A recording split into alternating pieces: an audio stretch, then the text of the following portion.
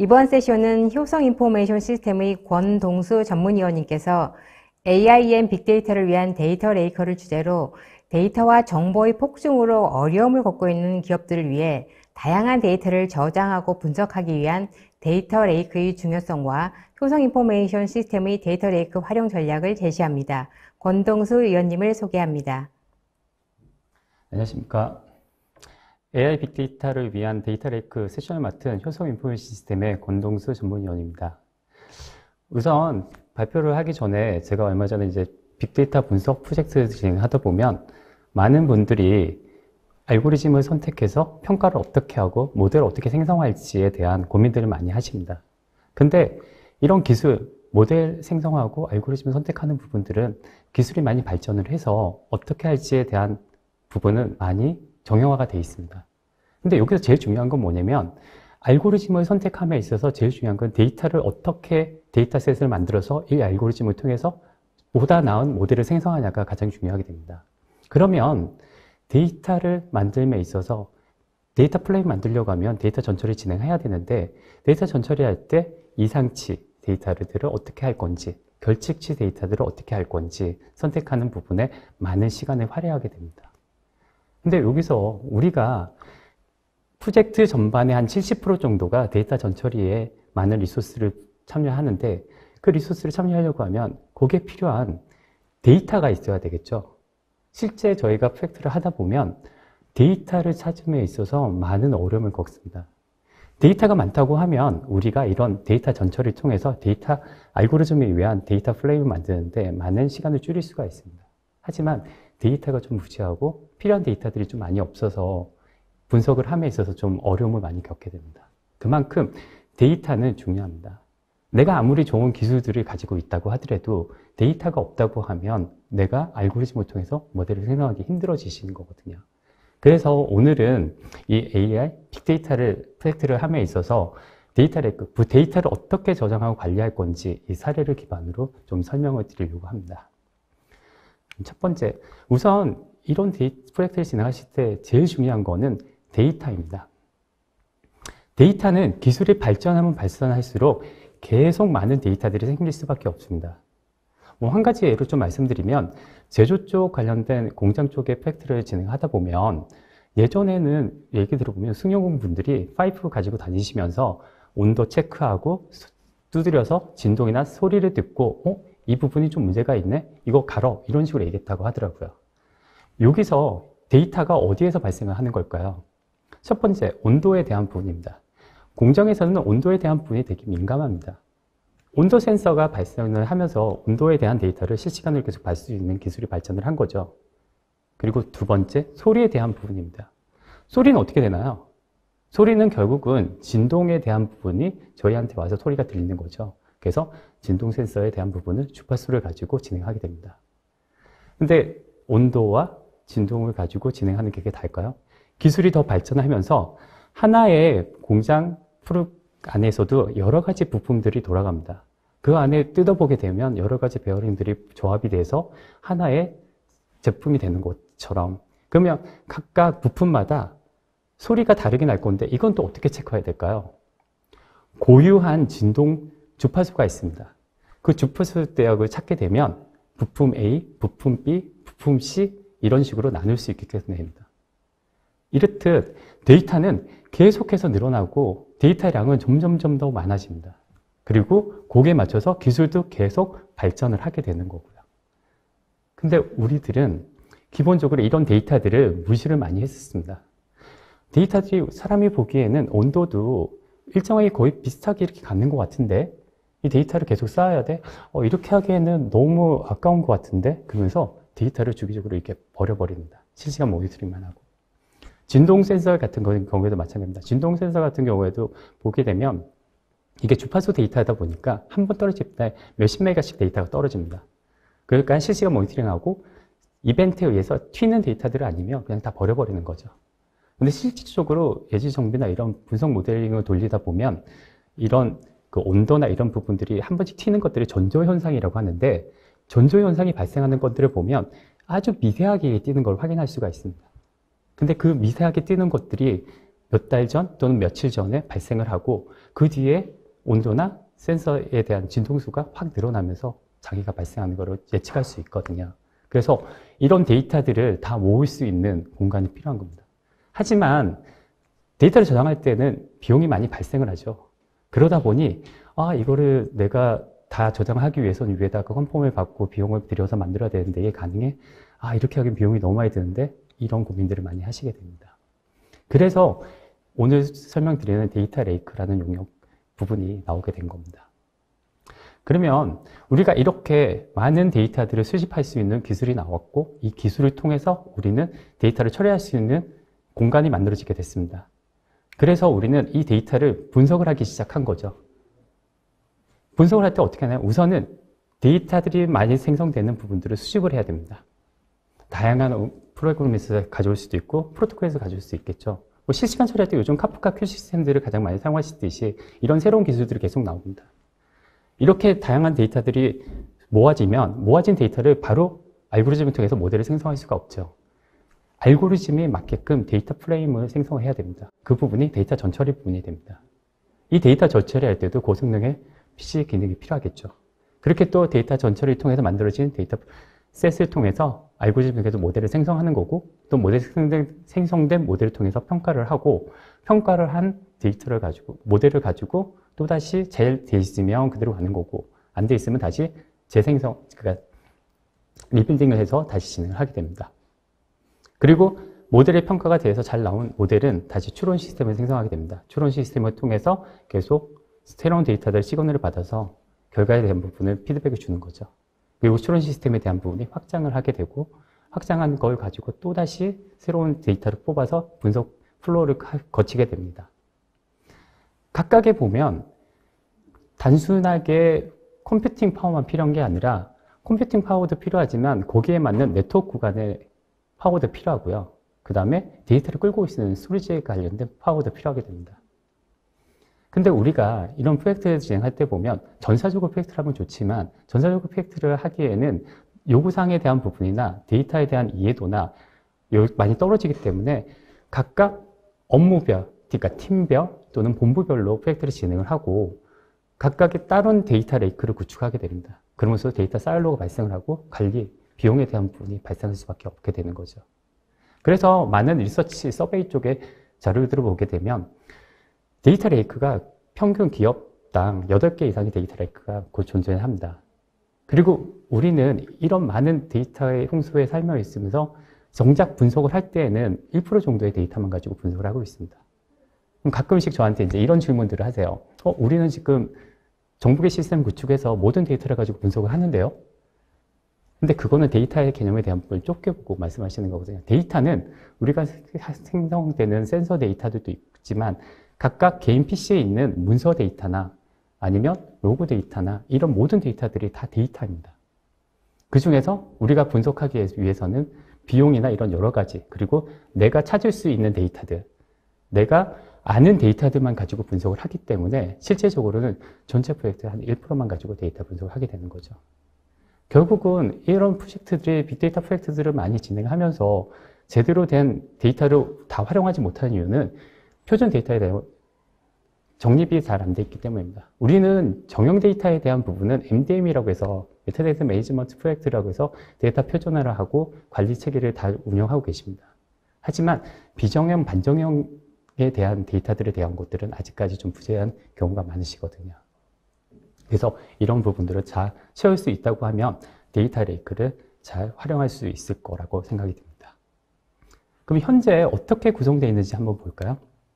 기본적으로 우리가 데이터를 딱 보려고 하면 기본적으로 가장 많이 되어 있는 부분은 정보계 시스템입니다. 기존의 레거시에는 정형 데이터들을 ODS 또는 DW 쪽에 시계열로 데이터를 수집을 하고 수집된 데이터를 마트를 생성을 해서 내가 원하는 시각적 분석 BI를 통해서 한다든가 BA를 통해서 데이터들을 가져오게 됩니다. 그리고 비정형, 반정형 형태가 데이터들이 생기면서 우리는 하둡 또는 NoSQL의 데이터를 담고 이 데이터를 담은 것들을 다시 어널리스트 DB 쪽에서 진행을 하게 됩니다. 그리고 필요에 따라서는 데이터를 백업을 해서 활용할 수 있게끔 진행을 하시죠. 이런 모든 데이터들을 처리하는 부분이 그 데이터옵스의 라인을 통해서 진행하게 됩니다. 데이터옵스 스위치라고 하는 부분이 있겠는데 그건 나중에 링크를 통해서 보시면 좀 더 자세한 내용을 볼 수 있으실 겁니다. 데이터 레이크는 기본적으로 루마다 히다치 펜타오라고 CTO가 만든 용어입니다. 2010년도에 데이터 레이크라는 용어를 만들 때에는 그때는 하둡이라는 데이터에 모든 걸 담을 수 있다라고 해서 하둡 기반으로 얘기들을 설명을 했었습니다. 데이터 레이크의 용어 자체는 모든 데이터를 저장할 수 있는 1차 저장소입니다. 내가 분석할 수 있는 환경에 필요했던 곳이죠. 근데 지금 보시면 아시겠지만 벌써 데이터가 정형인지 비정형인지 반정형인지 나누고 그 다음에 나눈 데이터를 다시 담을 수 있게끔 진행이 되어 있습니다. 그래서 저도 2016년 이럴 때 프로젝트를 했을 때 DW, 그 다음에 NoSQDB, 그 다음에 하둡을 엮어서 하나의 데이터 레이크다 이런 식으로 프로젝트를 많이 했었습니다. 그럼 진정한 데이터 레이크를 구축하려면 어떻게 해야 될까요? 사용자 입장에서는 데이터가 어떻게 됐던 새로운 데이터가 생성이 된다고 하더라도 모든 데이터를 담을 수 있는 공간이 필요합니다. 그 공간이 오브젝트 스토리지입니다. 오브젝트 스토리지는 아주 오래된 기술입니다. 하지만 이 오브젝트 스토리지가 기술적으로 발전한 이유는 S3 API가 발전을 하면서 다양한 에코시스템을 연결을 할 수 있는 기술이 확정이 되면서 진정한 데이터 레이크로 오브젝트 스토리지를 얘기를 하고 있습니다. 오브젝트 스토리지는 정형 데이터에 대한 부분을 담아서 DW 쪽에 던지고 분석할 수 있게 진행해주고 비정형, 반정형 형태의 데이터들도 오브젝트를 담아서 하둡이나 NoSQDB 쪽을 던지고 처리할 수 있게끔 가능합니다. 거기에 한 단계 더 나가 분석이 필요하다고 하면 데이터마트에서 분석을 하든가 NoSQDB에서 분석을 진행할 수 있습니다. 보통 데이터마트나 NoSQDB는 인메모리 기반으로 많이들 활용하고 계실 겁니다. 그러면 이 인메모리 기반에서 한 단계 더 나가서 진행하려고 하면 기본적으로 우리는 뭘 해야 될까요? 기술적으로 데이터에 대한 부분은 발전을 하기 시작했습니다. 기술이 발전하면서 GPU DB, GPU 딥러닝을 처리할 수 있는 솔루션, HPC, 하이 퍼포먼스 컴퓨팅에 대한 기술들이 나오기 시작한 거죠. 근데 이렇게 되면서 병목 현상이 또 발생하는 부분이 있었어요. 네트워크 구간에서도 인피니트 밴드 이상의 네트워크 구간이 필요하게 되고 디스크에서도 일반적인 나스 디스크 같은 경우에는 초당 1.2GPs에 대한 부분을 제공하고 있습니다. 하지만 GPU DB나 GPU 딥러닝을 하게 되면 100GPs 이상의 성능이 필요한 디스크 IO가 필요합니다. 그럴 때 제공하는 부분이 HCSF와 같은 초고성능 병렬 파일 시스템이 필요하게 됩니다. 이걸 통해서 우리는 GPU 기반의 데이터들도 다 처리할 수 있는 시스템을 구축할 수 있게 되는 거죠. 결국은 이런 부분을 통해서 진정한 데이터 레이크를 활용할 수 있는 겁니다. 그러면 사례에 대한 부분을 가지고 조금 더 좀 설명을 드리도록 하겠습니다. 기본적으로 이게 제조 쪽, 국내 제조에 대한 사례인데요. 모든 데이터에 대한 부분을 연구소에서 제품을 만들게 되면 이 제품을 그냥 출시를 하는 게 아니라 테스트를 다 진행하셔야 됩니다. 근데 테스트를 함에 있어서 예전에는 단순한 테스트를 진행을 했다고 하면 이제는 기술의 발전에 의해서 센서나 여러 가지 기술들을 통해서 데이터를 추적을 하고 추측된 데이터를 가지고 분석을 할 수 있는 기능을 제공합니다.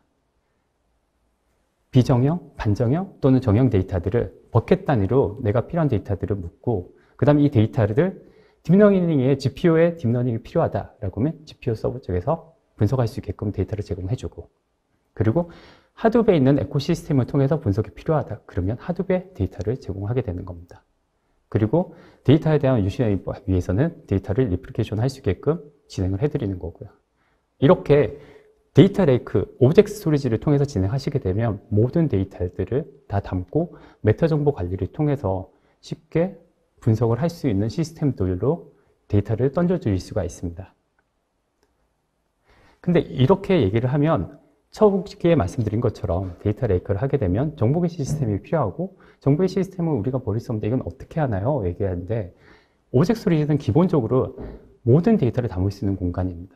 그래서 다음 사례를 보시게 되면 우리가 가장 잘 아는 정보계 시스템입니다. 레거시에 있는 데이터들을 ODS 쪽으로 넘기고 ODS에서 필요한 데이터들을 시계열로 추출해서 DW를 만들고 데이터 웨어스에 있는 정보들을 데이터 마트를 생성해서 진행을 하시는 방식이시죠. 거기에 필요하다면 데이터 백업도 위클리나 데일리로 받게 되시는 거고요. 근데 여기서 데이터가 더 늘어난다고 하면 DW 어파인스 장비들은 다 아시겠지만 냉장고처럼 판매를 하는 방식입니다. 그러다 보니 냉장고 용량이 늘어나면 냉장고를 새로 사든가 아니면 냉장고 한 대 더 사서 운영을 하셔야 됩니다. 근데 이 정보계 시스템의 데이터는 시계열로 데이터들이 쌓이기 때문에 자주 쓰이는 핫데이터와 가끔 쓰이는 웜데이터와 거의 쓰이진 않지만 저장에 필요한 비상시에 데이터를 조회할 수 있는 코드 데이터를 나눌 수가 있습니다. 그러면 핫데이터는 내가 디지털 워펜 장비에서 진행을 하고 웜데이터는 콜드 데이터는 다른 쪽에 저장을 해서 좀 활용하면 좋지 않을까라는 고민을 누구나 다 하실 겁니다. 그 부분을 오브젝트 스토리지 통해서 하시게 되면 해결을 할 수 있으십니다. 오브젝트 스토리지를 통해서 기본적으로 NAS, 셀으로 백업했던 부분들도 다 오브젝트 스토리지의 데이터를 백업하시게 되시는 거고요. 그리고 DW 어판스 장비 같은 경우에 새로 이제 기술이 업되면서 데이터 익스터널 테이블이라는 기능이 추가가 됐습니다. 익스터널 테이블은 뭐냐면 DW 어판스 장비들은 원래 고유의 쿼리에 대한 부분을 자기 인터널 디스크 쪽의 데이터들을 조회를 해서 가져가게 돼 있는데 이 데이터 익스터널 테이블을 하게 되면 오브젝트 스토리지의 데이터 테이블을 생성을 하고 쿼리는 DW 어펜스 장비에 알리지만 데이터는 오브젝트 스토리지 데이터를 가져오게끔 제공하는 방식입니다.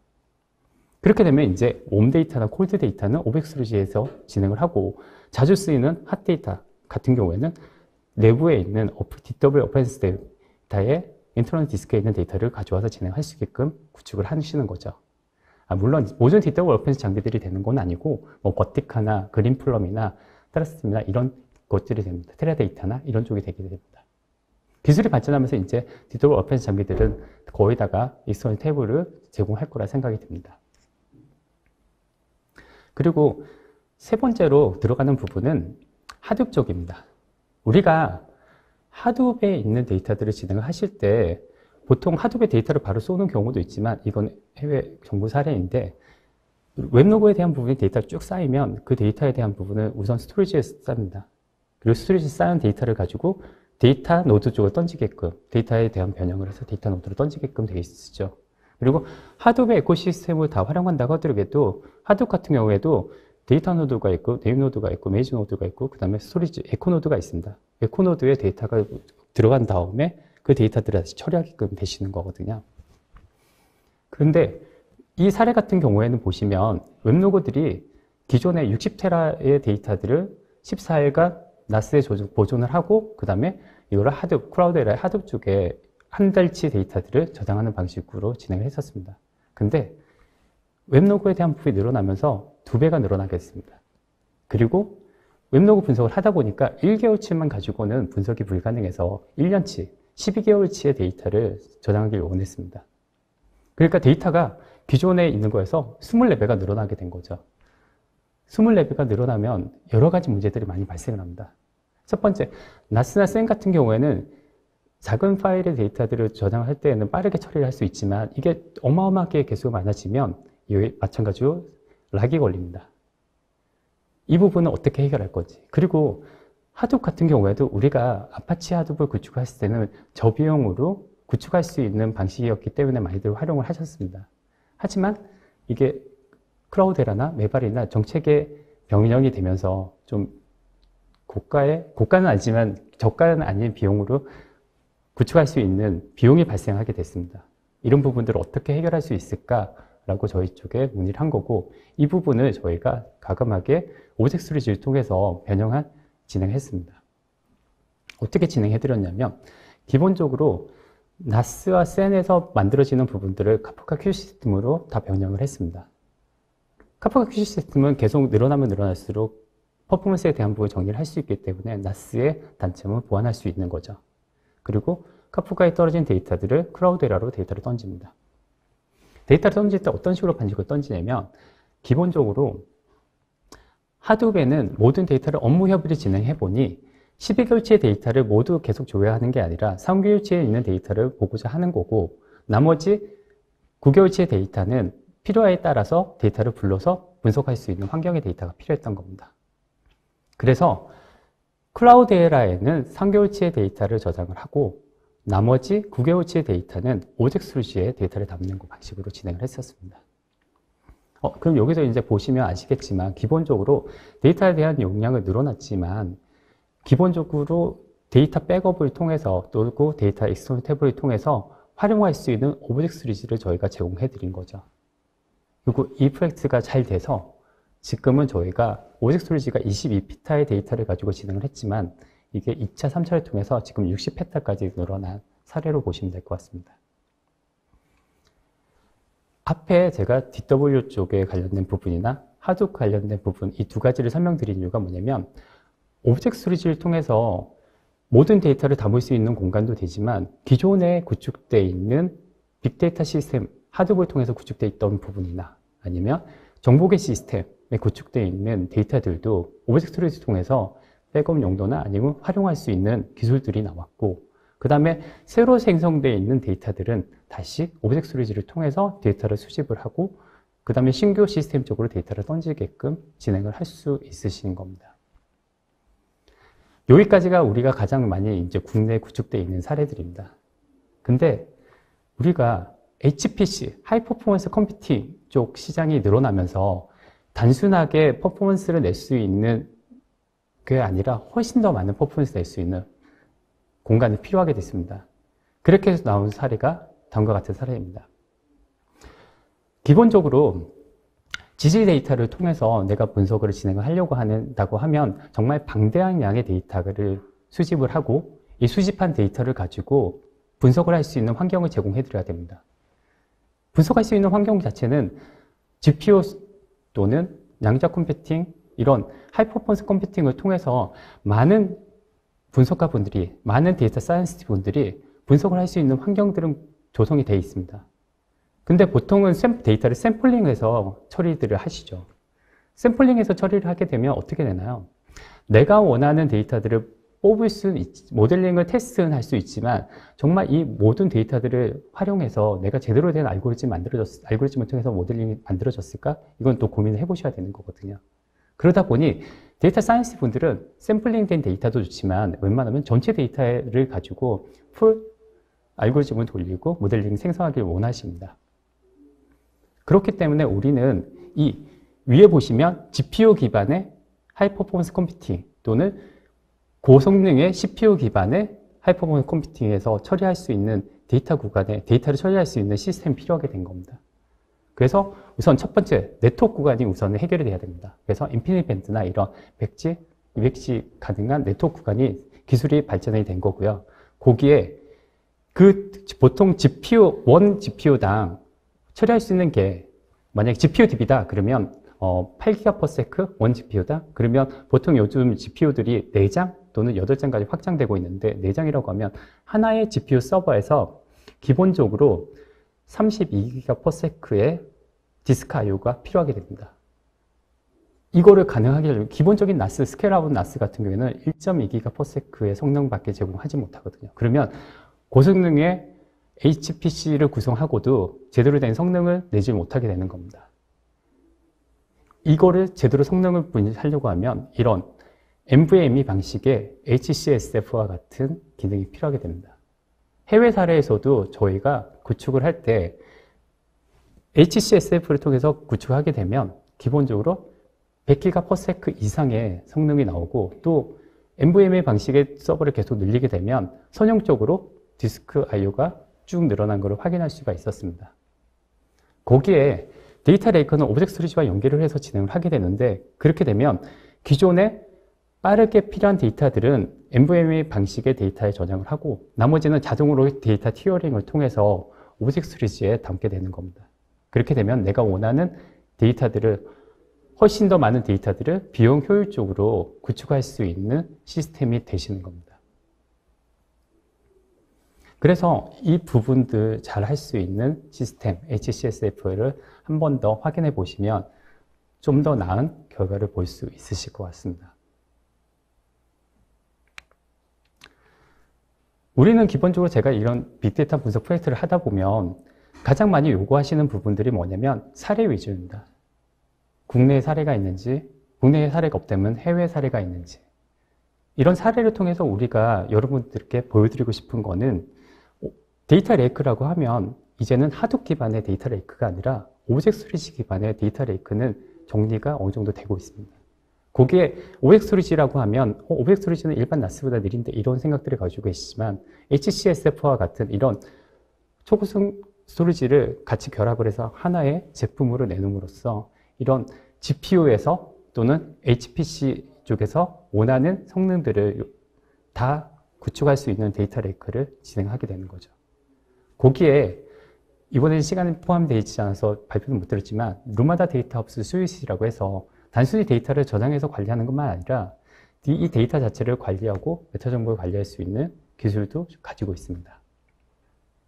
그리고 가장 중요한 이 프로젝트를 통해서 우리가 어떻게 고객분들한테 베니핏을 줄 수 있는지 또 저희가 다 제공할 수 있기 때문에 필요에 따라서 저희한테 조금 더 설명을 요청을 하시면 거기에 맞는 답변을 드리고 또 세션을 만들어서 추가적으로 저희가 발표를 해드리는 시간을 가지도록 하겠습니다.